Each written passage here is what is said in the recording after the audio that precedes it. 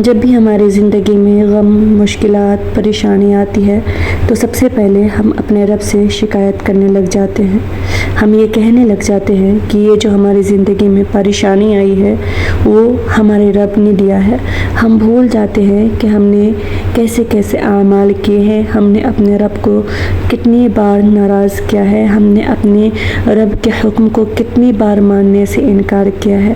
اور جب ہماری زندگی میں ان گناہوں کی نحوست کی وجہ سے پریشانی آتی ہے تو ہم یہ کہنے لگ جاتے ہیں کہ یہ تو آزمائش ہے۔ اللہ تعالیٰ نے میری زندگی میں صرف پریشانی ہی رکھی ہے، صرف آزمائش کے لیے میں ہی چنا گیا ہوں یا چنی گئی ہوں۔ جب بھی ہماری زندگی میں پریشانی آتی ہے تو انسان کو سب سے پہلے اپنے گناہوں پر نظر ڈالنی چاہیے۔ ہر انسان واقف ہوتا ہے اپنے گناہوں سے کہ میں نے کتنے گناہ کیے، میری تنہائی کیسی ہے، میں نے اپنی تنہائی کس طریقے سے گزاری ہے، میں نے اللہ کے کن کن حکموں کو نہیں مانا ہے۔ جب ہمیں احساس ہوتا ہے اپنے گناہوں کا، جب ہم ندامت محسوس کرتے ہیں، جب شرمندہ ہوتے ہیں تو اللہ تعالیٰ کو وہ لوگ بھی بہت زیادہ پسند آتے ہیں جو اپنے گناہوں پر شرمندگی محسوس کرتے ہیں۔ اللہ تعالیٰ کی رحمت سے کبھی بھی انسان کو نا امید، مایوس نہیں ہونا چاہیے۔ جب انسان شیطان کے جال میں پھنس کر گناہ کرتا ہے، گمراہی میں پھنس جاتا ہے تو شیطان اسے یہ یقین دلاتا ہے، اس کے دل میں بات ڈالتا ہے اب تم نے گناہ کر لیا ہے، تمہارا رب تمہیں نہیں بخشے گا۔ ذرا سوچے، جو رب 70 ماؤں سے زیادہ محبت کرتا ہے اپنے بندوں کو، وہ ہمارے اور آپ کے گناہوں کو کیوں نہیں بخشے گا؟ وہ رب جو ہمیں اتنے گناہوں کے بعد رزق عطا کرتا ہے، وہ ہمارے گناہوں کو کیوں نہیں بخشے گا؟ یہ شیطان کی ایک چال ہوتی ہے تاکہ آپ توبہ ہی نہ کریں۔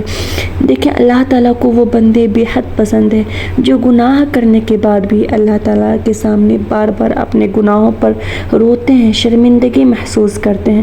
شیطان کی چال ہوتی ہے کہ انسان کو گناہ بھی کروا لے اور اسے توبہ بھی نہ کرنے دے، اسے رب کے سامنے جھکنے نہ دے۔ جب بندہ گناہ کرنے کے بعد اللہ تعالیٰ کے سامنے توبہ کرتا ہے، اپنے گناہوں پر شرمندہ ہوتا ہے تو شیطان اس وقت بہت زیادہ مایوس ہوتا ہے، کیونکہ اللہ تعالیٰ کو وہی بندے پسند ہیں جو توبہ کرتے ہیں، جو اپنے گناہوں پر شرمندہ ہوتے ہیں۔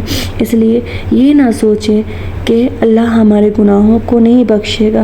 ذرا سوچیں ہم نے کتنے گناہ کیے ہیں، دن رات پتہ نہیں ہم سے کتنے گناہ ایسے ہوتے ہیں جس کا ہمیں علم بھی نہیں ہوتا کہ ہم نے یہ گناہ کر لیا، وہ ہمارے ذہن میں بھی نہیں ہوتا، اور جانے انجانے میں تو نہ جانے کتنے گناہ کرتے ہیں۔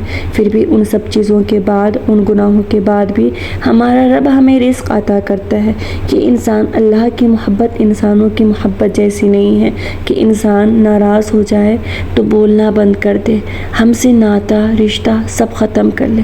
اللہ تعالیٰ اپنے بندوں سے اتنی محبت کرتا ہے کہ تمام گناہوں کے بعد جب بندہ اللہ تعالیٰ کی طرف لوٹتا ہے تو وہ اللہ ہی ہوتا ہے، وہ ہمارا رب ہی ہوتا ہے جو ہمیں تھامتا ہے۔